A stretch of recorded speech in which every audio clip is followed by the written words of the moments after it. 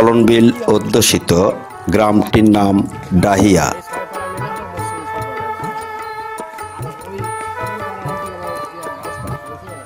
বৃহত্তম জনগোষ্ঠীর এ গ্রামের 1/3 মানুষ পেশায় মৎস্যজীবী। ডাহিয়া গ্রামের শিবপাড়া, মধ্যপাড়া, মুন্সিপাড়া সহ 6টি পাড়ায় প্রায় 800 পরিবার মাছ শিকারের সাথে জড়িত।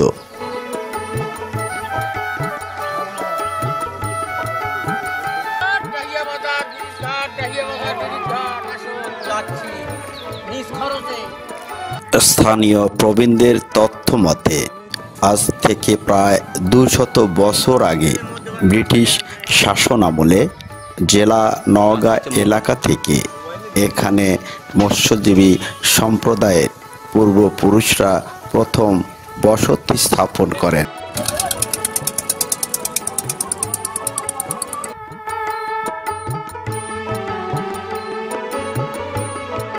বিলের পানিতে সারাদিন মাছ ধরে যা পান তাই দিয়ে চলে তাদের সংসার।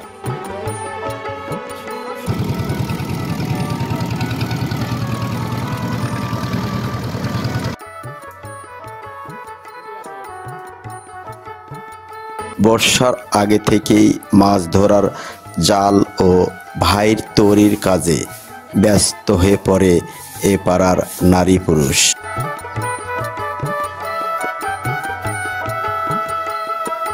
এখন শ্রাবণ মাস, বর্ষার ভরা মৌসুম হলেও এবছর বিলে তেমন পানি নাই, তাই মাছ ধরতে পারছেন না ঠিক মতো।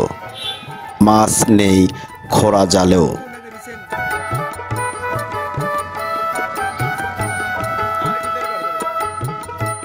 বিলে পানি কম থাকলেও জীবনের তাগিদে ডিঙ্গি, নৌকা আর জাল নিয়ে সারা রাতি মাছ ধরেন তারা। সকাল হলেই ফিরে আসেন বাজারে।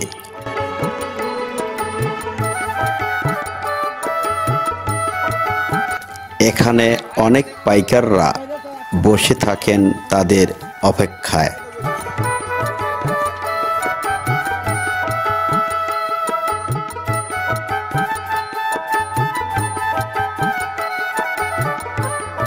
সরাসরি বিল থেকে জেলেদের জালে ধরা এসব দেশি জাতের মাছের চাহিদা রয়েছে বাজারে, তাই পাইকারদের হাত ধরে বিলের এই টাটকা মাছ চলে যায় ঢাকা রাজধানী সহ বিভিন্ন শহরে।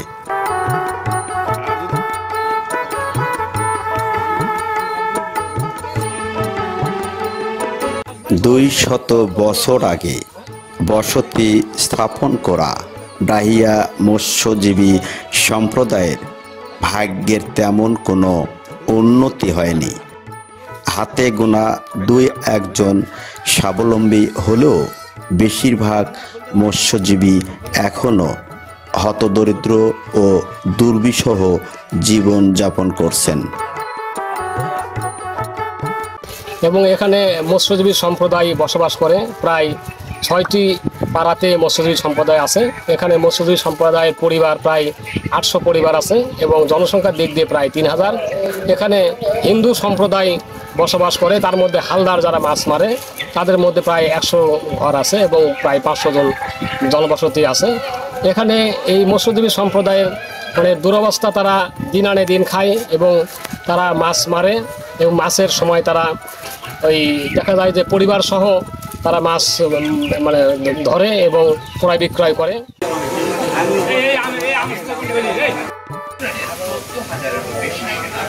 পিছিয়ে পড়া এ জনগোষ্ঠীর তেমন কোনো শিক্ষা ব্যবস্থা নেই। 2023 সালে একটি কওমিয়া মাদ্রাসা নির্মাণ করা হলেও চরম অর্থ সংকটে পড়েছে শিক্ষা প্রতিষ্ঠানটি।